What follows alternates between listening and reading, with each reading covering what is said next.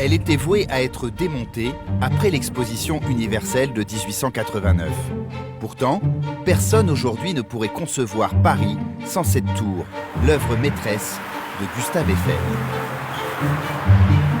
Si je fais deux traits comme ça, on reconnaît tout de suite la tour Eiffel, ce qui est comme un logo très puissant. Et cette tour reste dans l'imaginaire un symbole d'audace. Chaque année, 7 millions de personnes viennent visiter ce symbole et s'émerveillent devant cette dentelle de métal. Tellement légère que si l'on fondait la tour Eiffel en une grande plaque de 125 mètres de côté, on aurait une plaque de 6 cm d'épaisseur. Donc il n'y a pas beaucoup de métal sur cette tour, beaucoup moins qu'on ne peut l'imaginer. Mais si tout le monde connaît la tour Eiffel, peu connaissent l'homme. Gustave Eiffel naît à Dijon en 1832. Chez les Eiffel, c'est la mère, Catherine Mélanie, qui dirige la famille.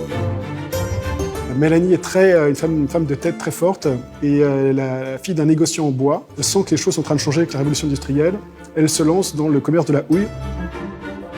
Et le père de notre Gustave, alors lui, c'est un idéaliste. Et Gustave Eiffel va tenir des deux. Pour la plus grande satisfaction de ses parents, le jeune Gustave se révèle doué pour les études. Après son baccalauréat, il monte à Paris, intègre l'École centrale des arts et manufactures et en sort ingénieur en 1855. Diplômé, Gustave cherche un premier emploi et le trouve grâce aux connexions de sa mère. Il entre au service de Charles Neveu, un ingénieur indépendant sorti comme lui de l'École centrale quelques années plus tôt. Les rencontres chez Eiffel sont très très importantes. Il va travailler le fer parce que Neveu fait de la construction métallique et il va donc commencer à s'initier au métal. Le métal, mais quel métal ? Au début du 19e siècle, la France fait sa révolution industrielle. Grâce à la machine à vapeur et à l'énergie du charbon, la métallurgie se développe et de nouveaux matériaux apparaissent qui sont tous des mélanges de carbone et de minerais de fer à diverses concentrations.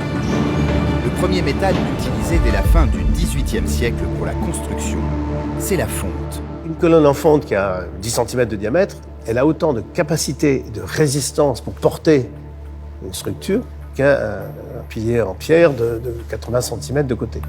Pourtant, rapidement, ce nouveau matériau montre des limites. La fonte, c'est un matériau dur, résistant, mais un peu cassant, pas très souple, et qui ne peut pas s'assembler très facilement.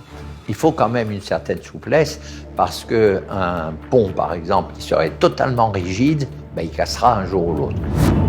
Rigide, cassante, la fonte ne résiste pas aux efforts de traction. Il faut donc inventer autre chose.